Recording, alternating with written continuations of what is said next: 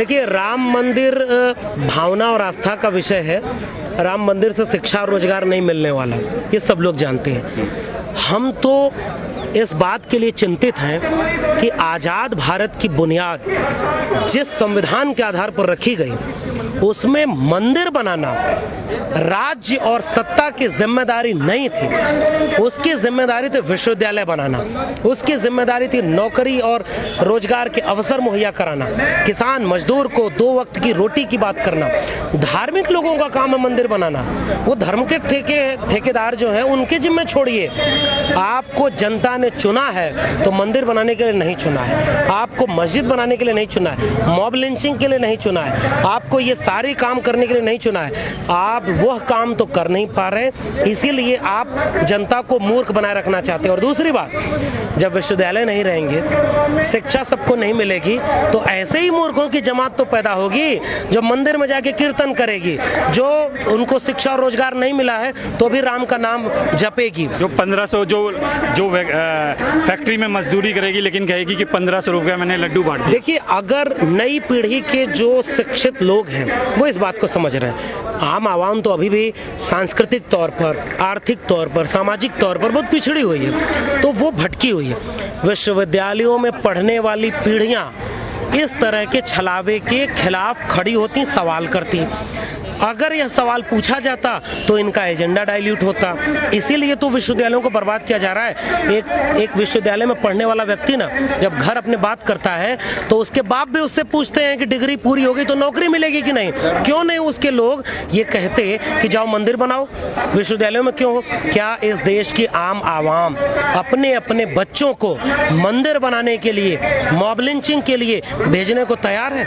अगर तैयार है तो विश्वविद्यालयों को बंद करो, हर विश्वविद्यालय में एक देवालय बनाओ। अगर नहीं तैयार है, शिक्षा, स्वास्थ्य, रोजगार चाहिए, तो मैं कह रहा हूं मंदिर बहुत जरूरी मुद्दा नहीं है। विश्वविद्यालय बनाओ, हर जिले में एक जेएनयू बनाओ, डीयू बनाओ, हर जिले में सरकारी स्कूल बनाओ। सरकारी स्कूलों को बर्बाद कर दिया, वहाँ पर पब्लिक स्कूल बने हुए हैं। पब्लिक स्कूलों में किनके बच्चे पढ़ते हैं? वैसे विश्वविद्यालयों को बर्बाद कर देंगे तो आप जाके देखिए, एमआईटी यूनिवर्सिटी, गलगोटिया यूनिवर्सिटी और ये तमाम तरह के, अशोका यूनिवर्सिटी, शारदा यूनिवर्सिटी, इनमें कौन लोग पढ़ रहे हैं? यही डिग्रियाँ लाखों मिल रही है। तो जो मनुस्मृति का समाज था ना कि पढ़ेगा कौन, ये तय है। अपर कास्ट, अपर क्लास, पुरुष जो नहीं पढ़ेगा, संविधान की वजह से वो सब पढ़ने लगे थे, सवाल पूछने लगे थे।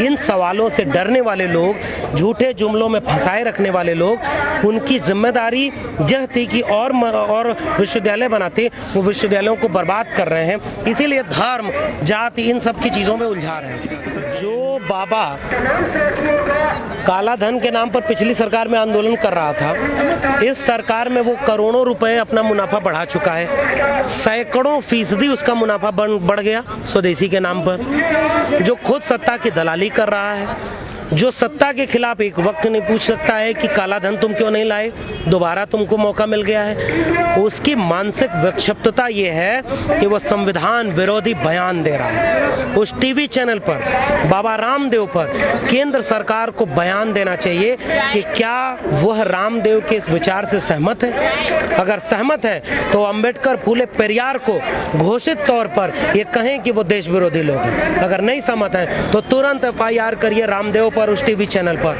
क्योंकि आपका संविधान ही जिसने बनाया वो बाबा साहब अम्बेडकर, उनके नेतृत्व में बना।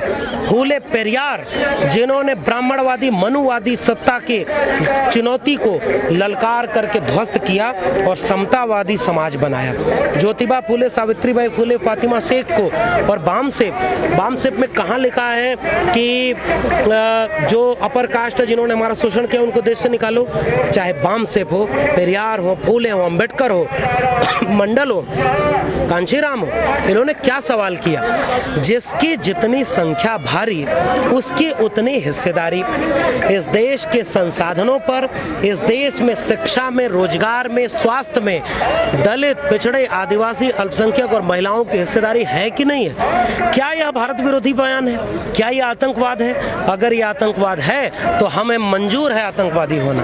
अगर आतंकवाद नहीं है तो केंद्र सरकार तत्काल ये निर्णय ले कि वो बाबा रामदेव और उस टीवी चैनल के ऊपर एफआईआर दर्ज करती है, क्योंकि ये संविधान विरोधी है, ये बहुजन विरोधी है, सामाजिक न्याय विरोधी है। यही बाबा थे जो कहते थे कि काला धन वापस आएगा, जैसे आपने कहा पेट्रोल 30 से 35 रुपए 40 रुपए मिलेगा, तो कैसे लगता है? ये बाबा काला धन वापस लाया होगा तो अपने बिजनेस में लगाया होगा, क्योंकि देश को तो इसने नहीं बताया कि उसका बिजनेस कई गुना बढ़ गया।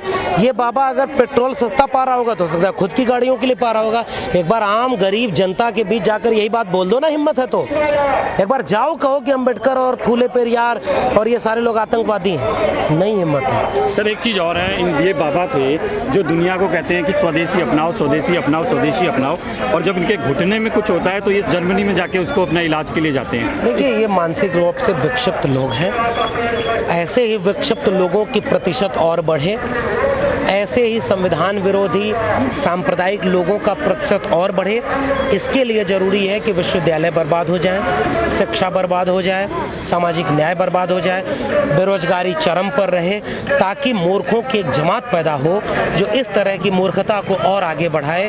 हम उस मूर्खता में शामिल नहीं हैं, हम इन सारे लोगों का विरोध करें। सर आखिरी सवाल है, बहुजन समाज से जुड़ी हर खबर को देखने के लिए बहुजन टीवी को लाइक कीजिए, सब्सक्राइब